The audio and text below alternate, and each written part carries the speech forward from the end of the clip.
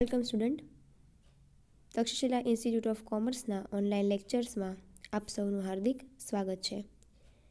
અગાઉના લેક્ચરમાં આપણે વિષય ઓડિટિંગમાં યુનિટ નંબર 3 આંતરિક નિયંત્રણ, આંતરિક અંકુશ અને આંતરિક તપાસ જોઈ રહ્યા છીએ.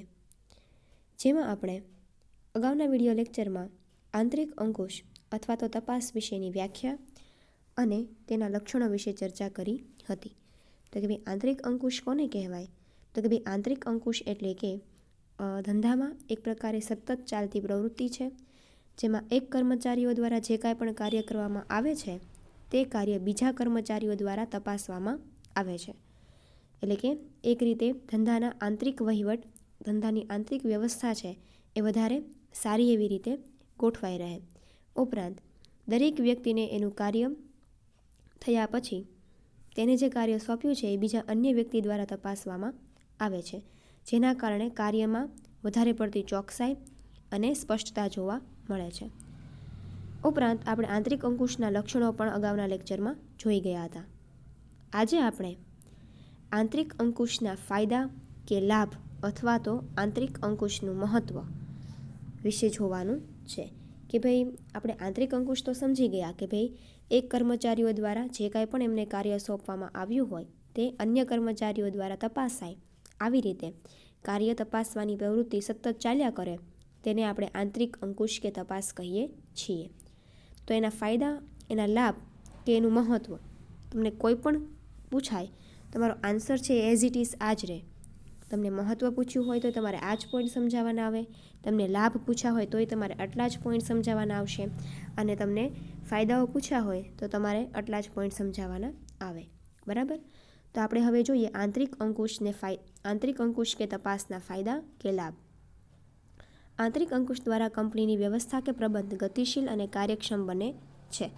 તો કે ભાઈ કંપનીની જે વ્યવસ્થા છે, કંપનીની અંદર જે કામ કરવાની જે પેટર્ન છે, કંપનીના અંદરની બાબતો, દરેક વિભાગો વચ્ચે જે કામ કરવાની વ્યવસ્થા છે તેમાં એક પ્રકારે તમે અંકુશ લાવી શકો છો, ગતિશીલ કરી શકો છો અને કાર્યક્ષમ એટલે કે નિરંતર એ કાર્ય કરતી રહે એવું કરી શકો છો. શેના દ્વારા? આંતરિક અંકુશ દ્વારા.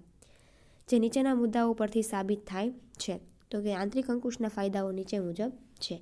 પહેલું છે કર્મચારીઓ પરનો નૈતિક પ્રલાપ અથવા તો અંકુશ. તો કે ભાઈ એક કર્મચારીઓને એનું જે કાંઈ પણ કાર્ય સોંપવામાં આવ્યું હોય એટલે તમે કર્મચારીઓ ઉપર ખાસ છે અંકુશ રાખી શકો છો. આંતરિક અંકુશ દ્વારા કંપનીના કર્મચારી સ્ટાફ પર નૈતિક અંકુશ રાખી શકાય છે અને તેમની પ્રામાણિકતા, સખત પરિશ્રમ અને પ્રત્યેક ઉત્સાહ વધારી શકાય છે. તો કે ભાઈ કર્મચારીઓ, તમે એક કર્મચારીઓ સાથે ઇન્ડિવિડ્યુઅલી પ્રત્યક્ષ રીતે જોડાયેલા રહો છો આંતરિક અંકુશ દ્વારા.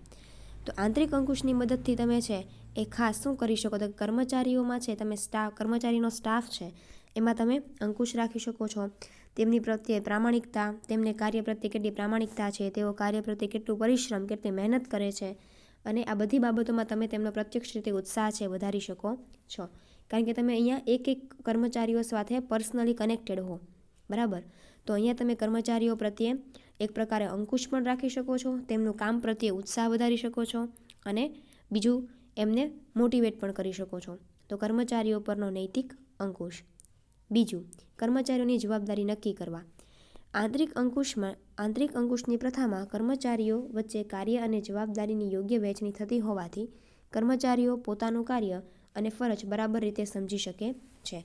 તો કે ભાઈ અહીંયા આંતરિક અંકુશ દ્વારા કયા કર્મચારીને પોતે કયું કામ કરવાનું છે, એટલે કે પોતાનું શું કાર્ય છે, પોતાની શું જવાબદારી છે, એ પહેલેથી જ એ લોકોને વહેંચી દેવામાં આવેલી હોય છે, જેથી કર્મચારી પોતાનું કાર્ય છે એ બરાબર કરી શકે છે, બરાબર સમજી શકે છે. કારણ કે ઉપરના કર્મચારી દ્વારા એને ચોક્કસ કામ છે એ અગાઉથી જ ફાળવી દેવામાં આવ્યું હોય, એટલે તમારે શું કામ કરવાનું છે, શું તમારી જવાબદારી છે એ પ્રત્યે તમારી કોઈ પ્રકારની મૂંઝવણ રહેતી નથી. એટલે કર્મચારીઓની જવાબદારી છે આંતરિક અંકુશમાં પહેલેથી નક્કી કરી દેવામાં આવે છે. ત્રીજું, છેતરપિંડી થવાની સંભાવના ઓછી. તો કે કર્મચારીઓ દ્વારા થતી છેતરપિંડી કે છળકપટની શક્યતાઓ ઓછી થાય છે, વફાદારીમાં વધારો થાય છે. એટલે કે છેતરપિંડી થવાની સંભાવના ઓછી. શું કામ? તો કે તમે જે કામ કરો છો એ ડાયરેક્ટ તમારું કામ પૂરું થાય પછી બીજા અન્ય કર્મચારી દ્વારા સતત એની તપાસ થયા કરાય છે. એટલે કર્મચારી છે અહીંયા કોઈ પ્રકારની છેતરપિંડી કે છળકપટ છે એ કરી શકતું નથી, બહુ ઓછી શક્યતાઓ છે. અને એ રીતે જોવા જઈએ તો કર્મચારીઓમાં શું થાય છે, વફાદારીમાં પણ ધીમે ધીમે વધારો થાય છે. જો તમે કર્મચારી તમે પોતે વફાદાર થઈને કામ કરતા હો તો છળકપટ કરવાની તો વાત દૂરની હોય. એટલા માટે તો ભાઈ કર્મચારીઓ એકબીજા સાથે કનેક્ટેડ હોય છે, એટલા માટે તમે છેતરપિંડીની શક્યતાઓ છે એ અહીંયા ખૂબ ઓછી છે. ચોથું, કાર્યક્ષમતામાં વધારો. આંતરિક અંકુશની પ્રક્રિયામાં સતત જૂથ ભાવના અને માર્ગદર્શન હોવાથી કર્મચારીઓની કાર્યક્ષમતામાં શક્ય વધારો થાય છે. તો કે ભાઈ અહીંયા છે એ તમે ખાસ કાર્યક્ષમતામાં વધારો એટલે તમારી કાર્યની તમે જે કાર્ય ઝડપથી કરો છો, તમારી કેપેસિટી છે, કાર્યક્ષમતાને ગુજરાતી ઇંગ્લિશમાં આપણે કેપેસિટી, તમારી કેપેસિટી છે દિવસે દિવસે કાર્ય કરવા માટે વધે છે, જેને કાર્યક્ષમતા કહેવાય. આંતરિક અંકુશ દ્વારા સતત જૂથ ભાવના અને માર્ગદર્શન હોવાથી તો કે ભાઈ તમે બધા કર્મચારીઓ એકસાથે ભેગા મળીને અને એકબીજાને માર્ગદર્શન આપીને કાર્ય કરતા હો એટલે એકબીજાની કાર્યક્ષમતામાં તમે શક્ય હોય એટલો વધારો કરી શકો છો.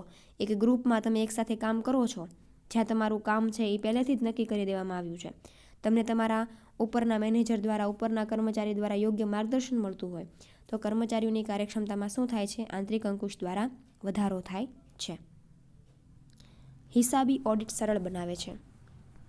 છઠ્ઠું, ધંધાકીય આંતરિક તપાસ દ્વારા હિસાબોનું સુવ્યવસ્થિત અંકુશ થતું હોવાથી ઓડિટર માટે હિસાબોનું ઓડિટ કરવું લગભગ સરળ બને છે. તો કે ભાઈ તમારું ઓડિટનું કામ છે એ પણ સતત અહીંયા છે એ આંતરિક તપાસ દ્વારા સતત કર્મચારીઓએ જે કામ કરે છે એ કામ છે સતત તપાસાતું રહે છે, સતત એમાં ઓડિટ થતું રહે છે. તો એના કારણે ઓડિટરનું પોતાનું કામ છે એ ઘણું સરળ બની જાય છે. એટલે કે ધંધાકીય આંતરિક તપાસ દ્વારા હિસાબોનો સુવ્યવસ્થિત અંકુશ થતો હોવાથી હિસાબો ઉપર છે એક પ્રકારે તમે શું કરો છો, અંકુશ રાખી શકો છો. તમે જે કાંઈ પણ કામ કરો છો એ સતત ઓડિટ થતું રહે છે, સતત એ તપાસાતું રહે છે, જેના કારણે ઓડિટરને જ્યારે વર્ષના અંતે દરેક હિસાબી પત્રકોનું ઓડિટ કરવાનું હોય, નફા નુકસાન ખાતું છે, પાકું સરવૈયું છે, તો જ્યારે એ વર્ષના અંતે ઓડિટ કરે છે ત્યારે એની માટે ઓડિટર માટે આ કાર્ય છે એ ખૂબ સરળ થઈ જાય છે વર્ષના અંતે ઓડિટનું. તો ઓડિટર માટે હિસાબોનું ઓડિટ સરળ બનાવે છે. કાર્યની ઝડપ વધુ. આંતરિક અંકુશ દ્વારા દરેક કર્મચારી તેની ફરજ સોંપાયેલી હોવાથી તેનું કાર્ય નિર્દૃષ્ટિ રીતે સ્પષ્ટ થઈ જાય છે અને કાર્ય ઝડપી બને છે. તો કાર્ય ઝડપી કેવી રીતે બને? તો કે ભાઈ આંતરિક અંકુશમાં કર્મચારીને પહેલેથી જ પોતાને શું કામ કરવાનું છે, શું કાર્ય સોંપેલું છે એ પહેલેથી જ નક્કી હોય છે. એટલા માટે એનું કાર્ય છે એ ખૂબ સ્પષ્ટ રીતે સરળતાથી આગળ કરી શકે છે. એટલે કાર્યમાં પણ શું થાય છે, ઝડપ આવે છે. પહેલાં આપણે કોઈપણ ઉદ્યોગ, કોઈપણ ધંધામાં આપણે કામ કરતા હોઈએ, આપણે શું કરવું એ જ આપણને ક્લિયર ન હોય તો આપણે કોઈ દિવસ એ કાર્ય છે એ ઝડપથી કરી શકીએ નહીં. પરંતુ આંતરિક અંકુશને આંતરિક તપાસમાં શું હોય, કર્મચારીને પહેલેથી જ એને શું કામ કરવાનું છે એના વિશેની એને માહિતી આપી દેવામાં આવે છે. એટલે કાર્ય છે એ વધારે ઝડપી બને છે. 7મું, અનિયમિતતા અને બેદરકારી શોધી શકાય. કાર્યમાં કોઈ પ્રકારની અનિયમિતતા હોય, બેદરકારી હોય તો કર્મચારીઓ દ્વારા સતત નિરીક્ષણ થતું હોવાથી તમે છે એ ઝડપથી ગોતી શકો છો. પ્રાઇમરી સ્ટેજમાં, પ્રાથમિક તબક્કામાં જ, શરૂઆતના સ્ટેજમાં જ તમે શોધી શકો છો. તો અનિયમિતતા અને બેદરકારી શોધી શકાય છે. આંતરિક અંકુશ કે આંતરિક તપાસ દ્વારા પેઢીના કર્મચારીઓ પર સતત નિરીક્ષણ થતું હોવાથી તેમની અનિયમિતતા, બેદરકારી, બેઈમાની કે ગેરવર્તણૂક જાણી શકાય છે અને તેને દૂર કરી શકાય છે. મેં તમને કીધું એમ કે પેઢીના કર્મચારીઓ ઉપર એનો જે ઉપરી અધિકારી હોય, એનાથી જે ઉપરનો બોસ હોય એ સતત એના ઉપર નિરીક્ષણ રાખે છે. એટલા માટે જો કોઈ પણ કર્મચારી કોઈ ખોટું કામ કરે, અનિયમિત હોય પોતાના કામમાં, કંઈ ખોટું કામ કરે, બેદરકારી કરે, ગેરવર્તણૂક કરે, બીજા સાથે ખરાબ વ્યવહાર કરે, બેઈમાની કરે એટલે કે છેતરપિંડી કરે, ધંધા સાથે કામ કરનારા એ જે કંપનીમાં કામ કરે છે એ કંપની સાથે બેઈમાની કે છેતરપિંડી કરે, તો સતત નિરીક્ષણ થતું હોવાથી તમે પહેલેથી છે એ જાણી શકો છો. તમને કોઈ કર્મચારી આવું કરતો હોય તો તમને શરૂઆતના તબક્કામાં ખબર પડી જાય છે, જેથી તમે તેને ઝડપથી દૂર પણ કરી શકો છો. એટલે ધંધામાં કોઈ મોટા પ્રમાણમાં ફ્રોડ ન કરે, ધંધામાં કોઈ મોટા પ્રમાણમાં, મોટા આંકડાઓમાં, મોટી સંખ્યામાં છેતરપિંડી ન કરે, એ માટે કર્મચારીને તમે પહેલેથી જ આવી ભૂલ કરી હોય તો તમે એને દૂર કરી શકો છો. 8મું, વાર્ષિક અથવા તો આખર હિસાબો ઝડપી તૈયાર. આંતરિક અંકુશ દ્વારા સ્પષ્ટ રીતે હિસાબો તૈયાર થઈ શકે છે. અને તેથી જ વર્તમાન રેકોર્ડ પરથી પેઢીના વાર્ષિક અને આખરી હિસાબો ઝડપી તૈયાર થાય છે. તો કે ભાઈ આંતરિક અંકુશથી હિસાબો છે એ વધારે શું થાય છે? સ્પષ્ટ અને સાચા. જે કાંઈ પણ હિસાબો લખાય છે એ સતત તપાસતા રહેતા હોવાથી એક પ્રકારે સાચા અને સ્પષ્ટ તૈયાર થાય છે. જેથી વર્તમાનમાં તમારે કોઈ પેઢી છે એને વર્ષના અંતે જ્યારે ઓડિટ કરવું હોય, વાર્ષિક કે આખરી હિસાબો તૈયાર કરવા હોય, ત્યારે જે અત્યારે કન્ટિન્યુઅસ જે કામ થતું હોય એ કામ જો વ્યવસ્થિત રીતે વર્ષના એન્ડ સુધી થતું રહે તો વર્ષના એન્ડમાં વાર્ષિક હિસાબો છે એ ઝડપથી તૈયાર થઈ જાય છે. બરાબર? તો એટલે એમ કહેવા માગે છે કે તમે રેગ્યુલર જો કામ વ્યવસ્થિત રીતે કરતા હો તો તમારું કામ છે એ વર્ષના અંતે વાર્ષિક હિસાબ જ્યારે તૈયાર કરવાના હોય ત્યારે તમારું કામ છે વધારે સરળ બની જાય છે. ઓડિટર ટેસ્ટ ચેક આપવાની પોતાનું કાર્ય ઘટાડી શકે છે. ઓડિટરનું પોતાનું કાર્ય પણ છે એ ઘટે છે. એને વારંવાર જે ચેકિંગ કરવા માટે આવવું પડે દરેક વિભાગોનું, એ હવે એને બહુ ઓછું કરવા આવવું પડે, કારણ કે કર્મચારીઓ પોતપોતાની રીતે જ તે પોતાનું અંકુશ છે એ જાળવે છે. ધંધાનો માલિક હિસાબો વિશે નિશ્ચિત રહે છે અને ધંધાની અન્ય વિગતો પર ધ્યાન કેન્દ્રિત કરી શકે છે.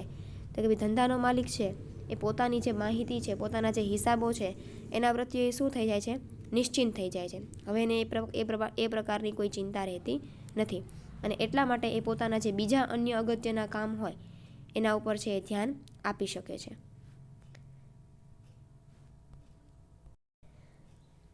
તો આ થયા આંતરિક અંકુશના ફાયદાઓ કે લાભ. નેક્સ્ટ લેક્ચરમાં આપણે જોશું આંતરિક અંકુશના ગેરફાયદાઓ કે ગેરલાભ.